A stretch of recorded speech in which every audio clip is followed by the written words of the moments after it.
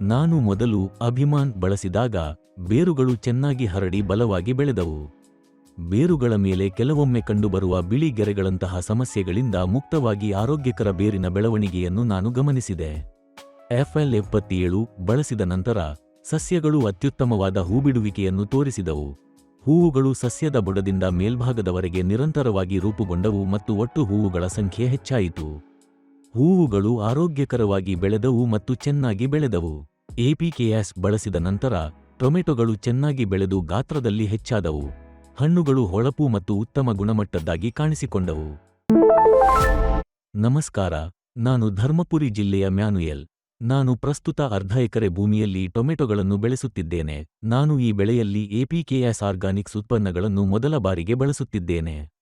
ಯೂಟ್ಯೂಬ್ನಲ್ಲಿ ಅವರ ವಿಡಿಯೋಗಳನ್ನು ವೀಕ್ಷಿಸಿದ ನಂತರ ಮತ್ತು ಅವುಗಳಲ್ಲಿ ವಿಶ್ವಾಸವನ್ನು ಗಳಿಸಿದ ನಂತರ ನಾನು ಈ ಉತ್ಪನ್ನಗಳನ್ನು ಆರ್ಡರ್ ಮಾಡಲು ನಿರ್ಧರಿಸಿದೆ. ಬೇರಿನ ಬೆಳವಣಿಗೆಯನ್ನು ಉತ್ತೇಜಿಸಲು ಬೆಳೆ ನೆಟ್ಟ ನಂತರ ಮೊದಲು ಅಭಿಮಾನ್ ಅನ್ನು ಬಳಸಲು ನನಗೆ ಸೂಚಿಸಲಾಯಿತು.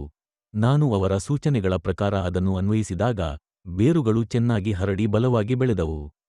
ಕೆಲವೊಮ್ಮೆ ಬೇರುಗಳ ಮೇಲೆ ಪರಿಣಾಮ ಬೀರುವ ಯಾವುದೇ ಬಿಳಿ ಗೆರೆಗಳಂತಹ ಸಮಸ್ಯೆಗಳಿಲ್ಲದೆ ನಾನು ಆರೋಗ್ಯಕರ ಬೇರಿನ ಅಭಿವೃದ್ಧಿಯನ್ನು ಸಾಧಿಸಿದೆ. ಸಸ್ಯಗಳು ಸಹ ಹಚ್ಚ ಹಸಿರಿನೊಂದಿಗೆ ಆರೋಗ್ಯಕರವಾಗಿ ಬೆಳೆಯಲು ಪ್ರಾರಂಭಿಸಿದವು. ಶಿಫಾರಸು ಮಾಡಿದ ಡೋಸೇಜ್ ಪ್ರಕಾರ ಉತ್ಪನ್ನವನ್ನು ಮಿಶ್ರಣ ಮಾಡಬೇಕು ಮತ್ತು ಹನಿ ನೀರಾವರಿ ವ್ಯವಸ್ಥೆ ಅಥವಾ ಸ್ಪ್ರೇಯರ್ ಮೂಲಕ ಅನ್ವಯಿಸಬೇಕು ಎಂದು ಅವರು ವಿವರಿಸಿದರು. ನಾನು 16 ಲೀಟರ್ ಸಾಮರ್ಥ್ಯದ ಸ್ಪ್ರೇಯರ್ ಅನ್ನು ಬಳಸಿ ಉತ್ಪನ್ನವನ್ನು ಅಗತ್ಯವಿರುವ ಸಾಂದ್ರತೆಯಲ್ಲಿ ಮಿಶ್ರಣ ಮಾಡಿ ಸಸ್ಯಗಳ ಮೇಲೆ ಸಿಂಪಡಿಸಿದೆ.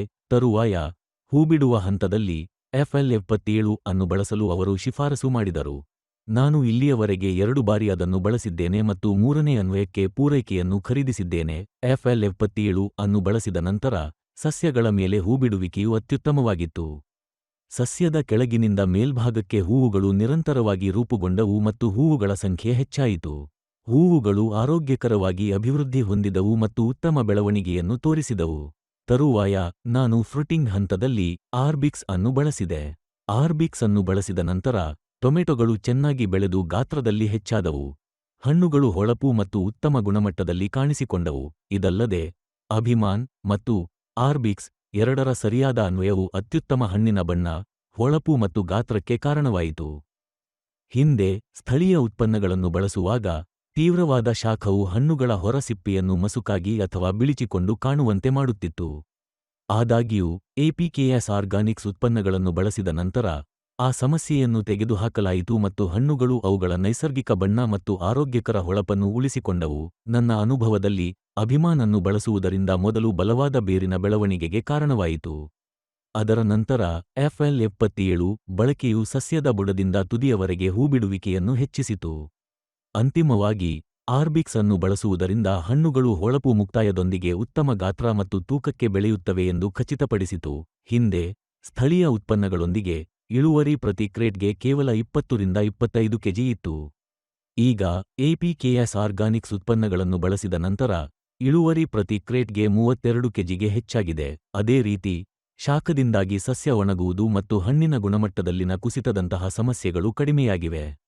ಸಸ್ಯಗಳು ಈಗ ಹಚ್ಚ ಹಸಿರಿನ ಎಲೆಗಳೊಂದಿಗೆ ಬೆಳೆಯುತ್ತವೆ ಮತ್ತು ಹೂಬಿಡುವಿಕೆಯು ಸ್ಥಿರವಾಗಿ ಅತ್ಯುತ್ತಮವಾಗಿ ಉಳಿದಿದೆ. ಹಣ್ಣಿನ ಗುಣಮಟ್ಟವು ಗಮನಾರ್ಹವಾಗಿ ಸುಧಾರಿಸಿದೆ.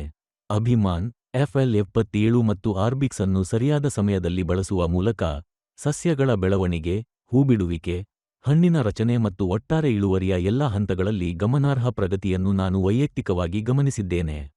ಈ ಉತ್ಪನ್ನಗಳು ನೀಡಿರುವ ಫಲಿತಾಂಶಗಳಿಂದ ನಾನು ಸಂಪೂರ್ಣವಾಗಿ ತೃಪ್ತನಾಗಿದ್ದೇನೆ.